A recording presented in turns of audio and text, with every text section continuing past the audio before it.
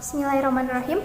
Assalamualaikum warahmatullahi wabarakatuh. Shalom, Om Swastiastu, Namo Buddhaya, salam kebajikan. Selamat siang dan salam sejahtera untuk kita semua. Yang terhormat Dewan Juri, Panitia Penyelenggara, dan semua yang menonton video ini yang saya cintai dan saya banggakan. Sebelumnya, mohon izin perkenalan. Saya, Selvia Amalia dari Sekolah SMA Negeri 1 Parung dari kelas 11 IPA 3. Pada kesempatan kali ini, saya berdiri di tim oposisi atau tidak setuju terhadap mosi perdebatan kali ini, yaitu Dewan ini percaya bahwa orang tua dari anak yang berbakat dalam bidang seni memiliki kewajiban untuk memaksimalkan potensi anaknya.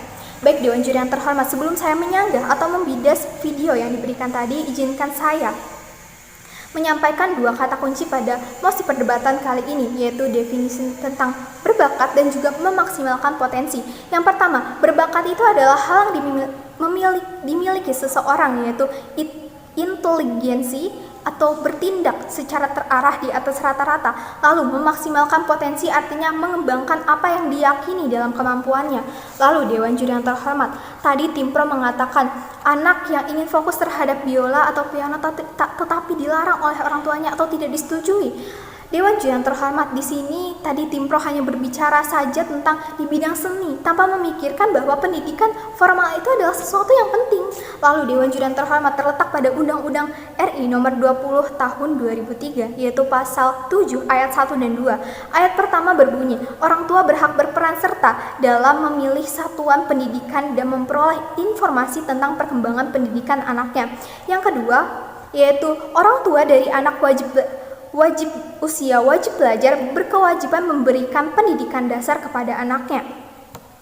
Berarti secara langsung pasal ini menyebutkan bahwa orang tua berhak memilih pendidikan atau sesuatu untuk anaknya, dan juga orang tua berkewajiban memberikan pendidikan dasar kepada anaknya. Lalu Dewan Juri yang terhormat, tadi tim pro mengatakan akan adanya penekanan terhadap anak dari orang tua. Jika anak yang mengikuti lomba ataupun kursus, mereka pasti akan keuangan ataupun pendapatan orang tua yang nantinya dialihkan untuk kursus tersebut jika tidak membuahkan hasil. Bagaimana pendapatan orang tua tersebut yang semakin bulan semakin menurun? Itu berarti menjadi beban orang tua, dan juga berarti adanya penekanan terhadap orang tua. Lalu Dewan Juri yang terhormat, katanya tim pro mengatakan bahwa banyak sekali orang tua yang mengatakan bahwa lebih memilih anaknya ke PNS. Karena realitanya atau faktanya di masyarakat, Dewan Juri yang terhormat, masih banyak sekali remaja-remaja, mereka yang lulusan SMA lebih tertarik dengan PNS karena mereka memikirkan tentang masa tuanya, akan banyak tunjangan-tunjangan dan lainnya. Bahkan dari tahun ke tahun, penerimaan CPNS itu semakin tahun semakin banyak. Lalu Dewan Juri yang terhormat, tadi tim pro mengatakan bahwa remaja lelah dengan hal-hal yang rasional. Mana buktinya? Buktinya remaja zaman sekarang lebih memilih ke hal-hal yang rasional, yaitu tentang pemilihan univ, jurusan, dan lain sebagainya. Mereka selalu memilih terkait realitanya. Lalu Dewan Juri yang terhormat, tim pro mengatakan pekerjaan tradisional itu diganti dengan teknologi. Karena mungkin itu hanya beberapa saja, tapi faktanya masih banyak hal-hal atau pekerjaan-pekerjaan yang dilakukan dengan manusia gitu. Dan di sini berarti kita memang diganti dengan teknologi karena ya kita harus mengikuti perkembangan zaman. Kita tidak boleh gagal dalam dunia iptek. Tetapi dengan catatan, yaitu dengan kita tetap memfilter atau menyaring hal-hal dari perkembangan teknologi tersebut.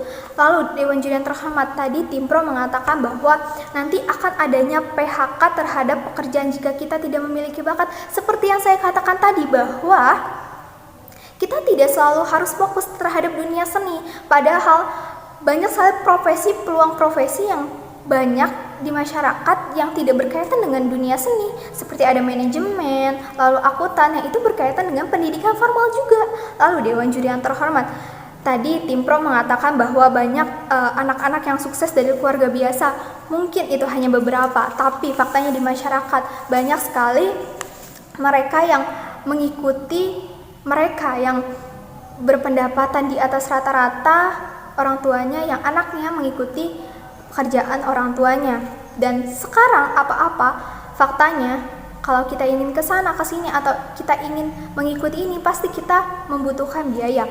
Lalu Dewan Juri yang terhormat, masuk ke argumen saya. Yang pertama yaitu jika kita lihat dari segi pendidikan, orang tua seperti pasal yang tadi saya katakan, berarti orang tua itu wajib memberikan pendidikan dasar kepada anaknya, dan orang tua itu wajib memilih pendidikan dasar untuk anaknya. Karena orang tua itu lebih pengalaman, dan selisih usia antara orang tua dan anak pasti jauh, dan berarti orang tua lebih berpengalaman, dan orang tua pasti ingin yang terbaik untuk anaknya. Lalu Dewan Juri yang terhormat, jika kita lihat dari segi ekonomi, mereka yang ikut kursus, mereka yang ingin mengembangkan bakatnya pasti mempunyai uang. Mungkin itu bisa saja memberatkan orang tuanya dan memberikan penekanan terhadap orang tuanya. Lalu jika kita lihat dari segi sosial, Dewan Juri yang terhormat, nantinya mungkin akan menimbulkan suatu grup-grup jika mereka mengembangkan bakatnya, yang mungkin nanti mereka akan merasa diri mereka lebih baik karena mereka mempunyai hal bakat tersebut. Lalu Dewan Juri yang terhormat, pemecahan masalah pada mosi perdebatan kali ini ada dua.